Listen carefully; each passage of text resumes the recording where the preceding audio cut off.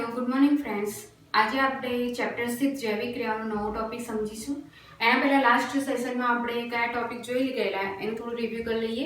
આપણે શ્વસનની પ્રક્રિયા જોઈ ગયેલા, તેમાં ગ્લુકોઝ પરિપથના વિઘટનની પ્રક્રિયા તબક્કાવાર કેવી રીતે થાય છે, આ ઉપરાંત વનસ્પતિ અને પ્રાણીઓમાં વાયુનું વિનિમય તેમજ મનુષ્યમાં સ્વતંત્ર કેવી રીતે કાર્ય કરે છે તેના વિશે આપણે અભ્યાસ કરેલો। હવે આજનો આપણો નવો ટોપિક છે વહન। વહન એને અંગ્રેજીમાં શું કહેવાય છે? ટ્રાન્સપોર્ટેશન પણ કહેવાય છે।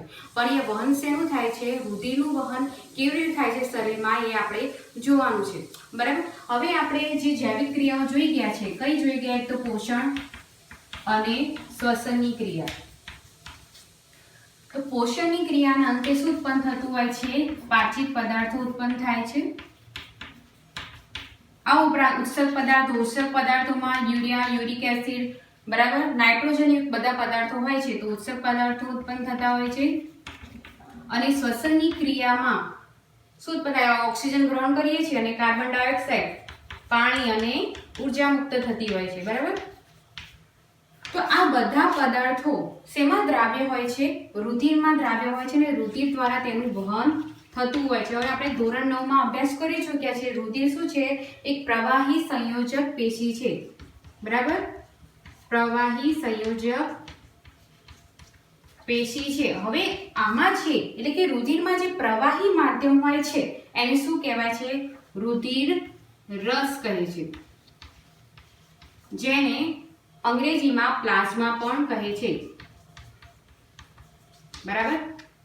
હવે આ રુધિર રસમાં આ બધા આ જે પદાર્થો છે, બરાબર, જે વહન પામતા છે બધા દ્રાવ્ય હોય છે। અને રુધિર રસમાં બીજા કયા સેલ હોય છે?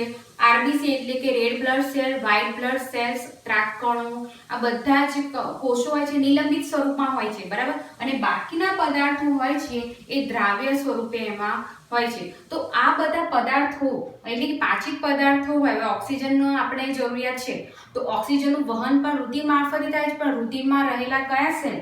આપણે જોઈ ગયેલા લાલ રક્તકણો, બરાબર, રેડ બ્લડ સેલ, લાલ રક્તકણોમાં આવેલ હિમોગ્લોબિન હોય છે, એ શું કરે છે? જ્યારે ફેફસામાં ઓક્સિજન એટલે આપણે શ્વસનની ક્રિયા થાય, ઓક્સિજન ફેફસામાં દાખલ થાય એટલે શું કરશે? લાલ રક્તકણ એટલે રુધિરનું વહન થતું હોય ત્યાં, તો લાલ રક્તકણ શું કરે? હિમોગ્લોબિન મારફતે એને ઓક્સિજનને શું કરે છે?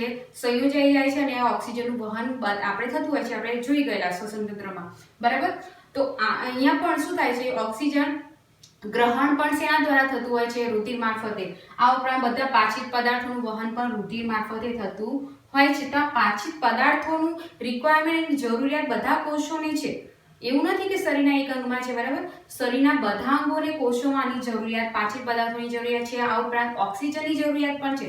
અને આ બધી ક્રિયાનો અંતે જે ઉત્પન્ન થતી હોય છે નિપજો, કાર્બન ડાયોક્સાઇડ, બરાબર, અને ઉત્સેક પદાર્થોનું બહાર જે વહન એટલે કે બહાર નિકાલ કરવા માટે પણ શું જોઈએ? રુધિર તો જતું આપણે રુધિર મારફતે થતું હોય છે, પણ આ વહનની ક્રિયા સમગ્ર શરીરમાં કરવા માટે એક પંપની આવશ્યકતા હોય છે। અને આ જે તંત્રમાં જ્યારે કોઈ ખલેલ પહોંચે તો સમારકામ પણ થઈ શકે એવા અંગની જરૂરિયાત હોય છે। તો આપણા મનુષ્યમાં એક પંપ તરીકે જે કાર્ય કરે છે, કયું અંગ છે? મહત્વનું અંગ છે આપણું, કયું છે? હૃદય, બરાબર।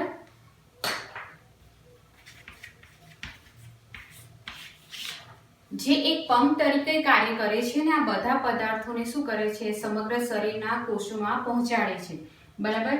તો હૃદય એમાં આપણે કયા કયા ભાગો છે, દરેકનું કાર્ય શું છે અને રુધિરનું વહન કેવી રીતે થાય છે એ આપણે સ્લાઇડ દ્વારા નિરૂપણ કરીશું અને જોઈશું પણ ખરા।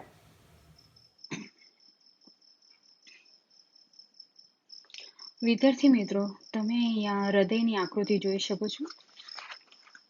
હૃદયના રેખાંકિત છેદની આકૃતિ આપેલી છે। હવે મનુષ્યનું હૃદય એ મુઠ્ઠીના કદ જેટલું હોય છે, બરાબર, અને સ્નાયુલ અંગ છે, એટલે કે સ્નાયુઓનું બનેલું છે। મનુષ્યનું હૃદય ચતુષ્ખંડી છે, એટલે કે એમાં 4 ખંડો રહેલા છે। અહીંયા તમે 2 અલગ અલગ ભાગો જોઈ શકો છો, ઉપર નીચે, બરાબર, એટલે કે 2 કર્ણકોની હાજરી જોવા મળે છે અને 2 ક્ષેપકોની હાજરી જોવા મળતી હોય છે। એટલે કે ડાબું કર્ણક, જમણું કર્ણક, અને જમણું ક્ષેપક અને ડાબું ક્ષેપક, આ એના 4 ખંડો છે। હવે કર્ણક અને ક્ષેપક વચ્ચે વાલની હાજરી પણ જોઈ શકાય છે. અહીં જે વાલ આવેલા હોય છે જેના કારણે શું થાય છે કે રુધિરનું જે વહન થતું હોય છે એક જ દિશામાં થાય. એટલે કે કર્ણકમાંથી જ્યારે ક્ષેપકમાં આવે તો ફરીથી પાછું ક્ષેપકમાંથી કર્ણકમાં જતું નથી, પરંતુ એક જ દિશામાં વહન પામતું હોય છે. હવે અહીંયા ડાબા કર્ણક એટલે જે ડાબો ખંડ દેખાય છે તમારે, તે ડાબા ખંડમાં હંમેશા કયું લોહી વહે છે? શુદ્ધ લોહી, એટલે કે ઓક્સિજન યુક્ત લોહી વહેતું હોય છે. જ્યારે જમણા કર્ણક અને જમણા ક્ષેપક એટલે કે જમણા ખંડમાં હંમેશા કાર્બન ડાયોક્સાઇડ યુક્ત અથવા ઓક્સિજન વિહીન પણ કહી શકાય, ઓક્સિજન વિહીન લોહી વહેતું હોય છે. આ થઈ એની પ્રાથમિક માહિતી. હવે આ ખંડોમાં રુધિરનું પરિવહન કેવી રીતે થાય છે એ આપણે સમજી લઈએ. ઓકે, અહીંયા તમે જોઈ શકો, પહેલા આપણે જે નામ નિર્દેશન છે એ પહેલા સમજી લઈએ. ઓકે, ફુફુસીય ધમનીઓ એરો મારેલો છે, ફુફુસીય શિરાઓ, ડાબુ કર્ણક, ડાબુ ક્ષેપક, જમણું કર્ણક અને જમણું ક્ષેપક. અહીંયા જે રેડ કલરનું દેખાય છે આંતર ક્ષેપક પટલ, એટલે બે ખંડોને અલગ આપણને દેખી શકાય છે. બરાબર, આરોહી ધમની કાંડ અને અગ્ર મહાશિરા. આ થયા હૃદયના ભાગો અને એનું નામ નિર્દેશન. જ્યારે તમને હૃદયની આકૃતિ પૂછાય તો તમારે એનું નામ નિર્દેશન સહિત વહન કેવી રીતે થાય છે એ તમારે સમજાવવું પડે. ઓકે, હવે આપણે સમજી લઈએ કે જમણા ખંડોમાં કેવી રીતે રુધિરનું વહન થતું હોય છે. તો પહેલા જમણા ખંડોનું સમજી લઈએ. હવે જ્યારે આપણે શ્વસન કરીએ છીએ, બરાબર, તો એમાં આપણે શું મુક્ત થતું હોય છે? કાર્બન ડાયોક્સાઇડ મુક્ત થાય છે. આપણે ઓક્સિજન લઈએ અને કાર્બન ડાયોક્સાઇડ મુક્ત કરીએ છીએ. તો જે CO2 વાળું લોહી છે, બરાબર, એટલે કે ઓક્સિજન વિહીન જે રુધિર છે એ ક્યાં આવે છે? જમણા કર્ણકમાં આવે છે. આ થયું જમણું કર્ણક. અહીંયા જે બ્લુ વાળું જે પાર્ટ દેખાય છે, બરાબર, એટલે આ જે બ્લુ વાળું છે એ શું બતાવે છે? ઓક્સિજન વિહીન એટલે કે CO2 યુક્ત રુધિરનું વહન બતાવે છે. ઓકે, હવે જ્યારે CO2 યુક્ત રુધિર જમણા કર્ણકમાં આવે એટલે જમણું કર્ણક શિથિલીન પામે. શિથિલીન એટલે વિસ્તરણ પામે છે, પહોળું થાય છે, જેના લીધે અહીંયા શું થાય છે? રુધિરનું એટલે કે રુધિર અંદર એન્ટર થાય છે. હવે જમણું કર્ણક જ્યારે વિસ્તરણ પામે અને ત્યારબાદ તરત પાછું શું થાય છે? સંકોચન પામે છે. એટલે ક્યાં જશે રુધિર? આ એરો બતાવેલું છે, જમણા કર્ણકથી જમણા ક્ષેપકમાં રુધિર જાય છે.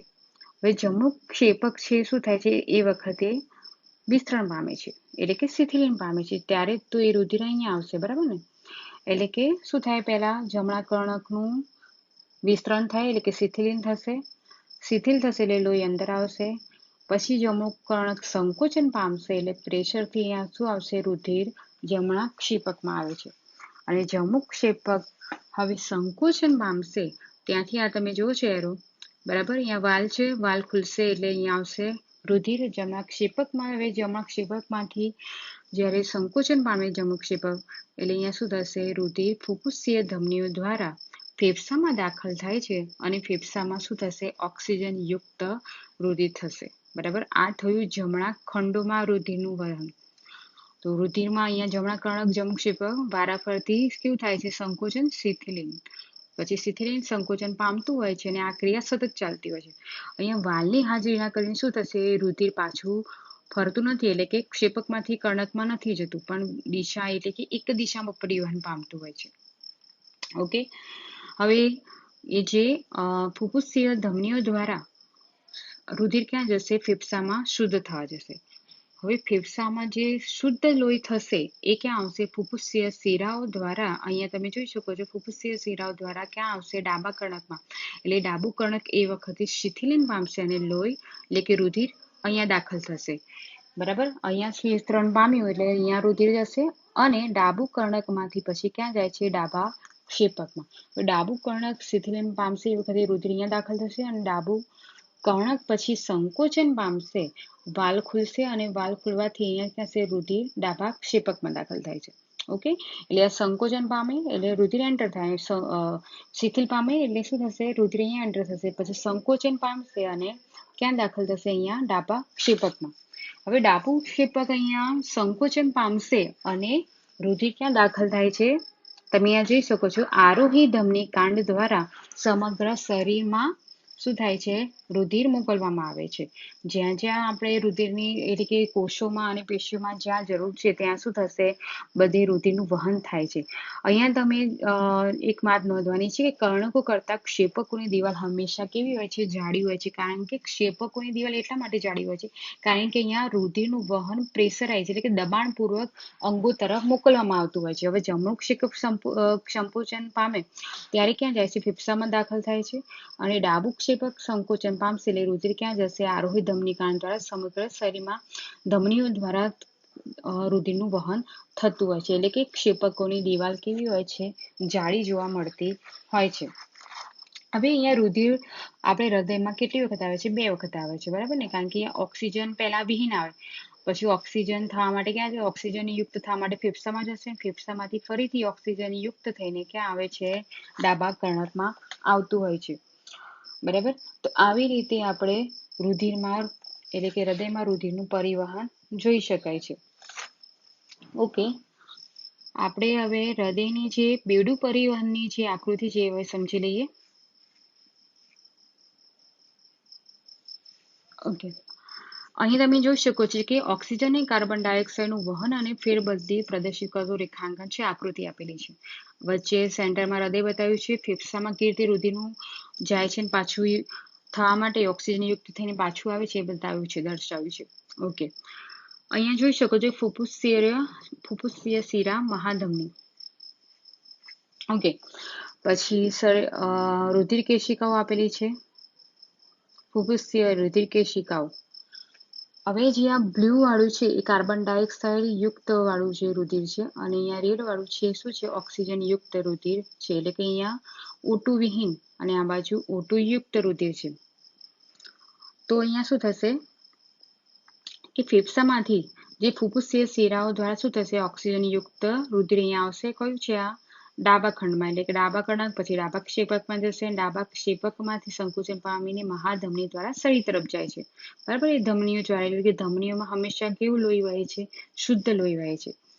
પછી પાછું શું થાય? ઓક્સિજન વપરાઈ જાય એટલે પાછું કાર્બન ડાયોક્સાઇડ યુક્ત જે રુધિર થશે, બરાબર, એ ક્યાં જશે? મહાશિરા દ્વારા જમણા કર્ણકમાંથી, પછી જમણા કર્ણકમાંથી જમણા ક્ષેપકમાં, બરાબર.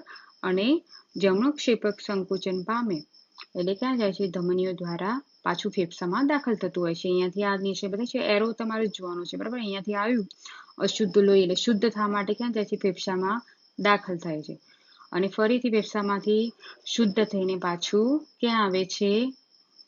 ડાબા કર્ણકમાં અને ડાબા ક્ષેપકમાં. તો અહીં રુધિરનું પરિવહન કેટલી વખત હૃદયમાં કેટલી વખત રુધિર આવે છે? 2 વખત આવતું હોય છે. જ્યાં ચતુષ્ખંડીય હૃદય હોય છે ત્યાં રુધિરનું પરિવહન 2 વખત હૃદયમાં દાખલ થતું હોય છે. એટલા માટે આ પરિવહનને કેવું પરિવહન કહેવાય છે? બેવડું પરિવહન પણ કહેવાતું હોય છે. ઓકે, તો તમારે જ્યારે માનવ હૃદયનું આકૃતિ અને એનું રુધિરનું પરિવહન સમજાવવાનું કે ત્યારે તમારે પહેલા એની પ્રાથમિક માહિતી આપી દેવાની હૃદયની, બરાબર. પછી ત્યારબાદ જમણા ખંડોનું સમજાવવાનું, પછી ડાબા ખંડોનું સમજાવવાનું. પણ આ એ વસ્તુ યાદ રાખવાની છે, હંમેશા વિદ્યાર્થીઓ ભૂલ કરે છે કે ડાબા કર્ણકમાં હંમેશા O2 યુક્ત રુધિર વહે છે, એટલે કે ઓક્સિજન વાળું. અને અહીંયા જમણા ખંડોમાં કેવું રુધિર વહે છે? ઓક્સિજન વિહીન રુધિર, એટલે કાર્બન ડાયોક્સાઇડ યુક્ત રુધિર વહેતું હોય છે, બરાબર. એમાં ભૂલ થાય નહીં. પછી વાલ્વનું શું કાર્ય છે એ સમજાવવાનું. કેવી રીતે શિથિલન અને સંકોચન પામે છે એ આપણે સમજાવવું પડે. અહીંયા સંકોચન અને શિથિલન જે થતું હોય છે એ સમયાંતરે એક સંકોચન પામીને બીજું શું થાય છે? શિથિલન પામતું હોય છે. ને આ ક્રિયા દ્વારા શું થાય છે? આપણને હૃદયના ધબકારા સાંભળી શકીએ છીએ, બરાબર. તો આ થયું માનવ હૃદયનું કે રુધિરમાં પરિવહન કેવી રીતે થાય છે, અને બેવડું પરિવહન પણ આપણે સમજી ગયા. જ્યારે બેવડું પરિવહનની આકૃતિ પૂછે કે મનુષ્યમાં અથવા રુધિરનું બેવડું પરિવહન સમજાવો તો આ આકૃતિ તમારે સમજાવવી પડે. ઓકે, એટલે કે ધમનીઓમાં હંમેશા O2 યુક્ત અને શિરામાં શું થાય છે? O2 વિહીન રુધિર વહેતું હોય છે. વિદ્યાર્થી મિત્રો, હવે આપણે વિડીયો દ્વારા જોઈશું કે રુધિરનું વહન હૃદયમાં કેવી રીતે થાય છે. અશુદ્ધ લોહી સૌ પ્રથમ જમણા કર્ણકમાં આવે છે. એ વખતે જમણું કર્ણક વિશ્રામ પામે છે. હવે તે જ વખતે ફરીથી જમણું કર્ણક સંકોચન પામે ત્યારે લોહી ક્યાં જાય છે? જમણા ક્ષેપકમાં જાય છે. એ વખતે જમણું ક્ષેપક વિસ્તરણ પામે છે. હવે જમણું ક્ષેપક સંકોચન પામે ત્યારે લોહી ક્યાં જાય છે? ફેફસામાં શુદ્ધ થવા માટે જતું હોય છે. બરાબર, ફેફસામાંથી અહીંયા તમે જોઈ શકો છો કે ફેફસામાં લોહીનું વહન જોવા મળે છે. હૃદયમાં 4 ખંડો જો તમે જોઈ શકો છો. 4 ખંડોમાં એટલે કે ચારે ખંડોમાં વાલની હાજરી જોઈ શકાય છે. વાલની હાજરીના કારણે લોહી એક જ દિશામાં વહન પામે છે, એટલે કે પાછું ફરીથી ક્ષેપકમાંથી કર્ણકમાં જતું નથી, પરંતુ એક જ દિશામાં આગળ વધે છે. હવે શુદ્ધ લોહી, જે ફેફસામાંથી લોહી શુદ્ધ થઈ ગયું છે, એ હવે ક્યાં જાય છે? ડાબા કર્ણકમાં. બરાબર, ડાબું કર્ણક એ વખતે વિસ્તરણ પામે છે, જેનાથી લોહી સરળતાથી અંદર આવી શકે છે. બરાબર, હવે ડાબું કર્ણક સંકોચન પામશે એટલે લોહી ક્યાં જાય છે? ડાબા ક્ષેપકમાં જાય છે. અહીંયા કર્ણકોની દિવાલ કરતાં ક્ષેપકોની દિવાલ હંમેશા જાડી જોવા મળતી હોય છે. હવે ડાબું ક્ષેપક સંકોચન પામીને ત્યાંથી લોહી શરીરના વિવિધ ભાગોમાં વહન પામતું હોય છે. બરાબર, અને જેમ જેમ અશુદ્ધ લોહી આવે તેમ ક્યાં જાય છે? હંમેશા જમણા કર્ણકમાં આવે છે અને ફરીથી શુદ્ધ થવા માટે ફેફસામાં જતું હોય છે. આવી રીતે હૃદયમાં લોહીનું પરિવહન તમે જોઈ શકો છો. વિદ્યાર્થી મિત્રો, અહીં આપણે સ્લાઇડમાં જોઈ ગયા કે હૃદયમાં એટલે કે મનુષ્યનું હૃદય કેટલા ખંડોમાં વિભાજિત હોય છે? 4 ખંડોમાં વિભાજિત હોય છે. બરાબર, તો 4 ખંડોમાં વિભાજિત કેમ છે? હવે 4 ખંડોમાં વિભાજિત હોવાથી અહીંયા શું થાય છે? ઓક્સિજન વિહીન અને ઓક્સિજન યુક્ત રુધિર એ શું થાય છે? અલગ અલગ ભાગમાં વહેતું હોય છે. હવે આપણા જેવા જે સસ્તન વર્ગના પ્રાણીઓ છે, મનુષ્ય અને અન્ય જે સસ્તન વર્ગના પ્રાણીઓ હોય છે, તેમજ જે વિહગ વર્ગ એટલે પક્ષી વર્ગના જે પ્રાણીઓમાં એમાં હૃદય કયું હોય છે? ચતુષ્ખંડીય. બરાબર, આપણે ધોરણમાં જોઈએ ગયા છે ચતુષ્ખંડીય એટલે કે 4 ખંડો વાળું હોય છે. તો અહીંયા આ સજીવોમાં શું થાય છે? O2 અને O2 વિહીન જે રુધિર હોય છે અલગ અલગ ભાગમાં વહેતું હોવાથી શું થાય છે? એને ઓક્સિજનનો પુરવઠો વધુ રીતે પ્રાપ્ત થતો હોય છે અને કાર્ય શું થાય છે? સરળતાથી કરી શકતા હોય છે. હવે જે વિહગ વર્ગના પ્રાણીઓ છે, આ ઉપરાંત જે સસ્તન વર્ગના પ્રાણીઓ છે, એમાં ઉર્જાની આવશ્યકતા વધુ હોય છે. તો આ ઉર્જાની આવશ્યકતાને પૂરી પાડવા માટે ઓક્સિજનની રિક્વાયરમેન્ટ એટલે કે જરૂરિયાત પણ વધુ હોવાથી તો ચતુષ્ખંડીય જે હૃદય હોય છે તો એ શું થાય છે? આવી રચના ફાયદાકારક સાબિત થતી હોય છે.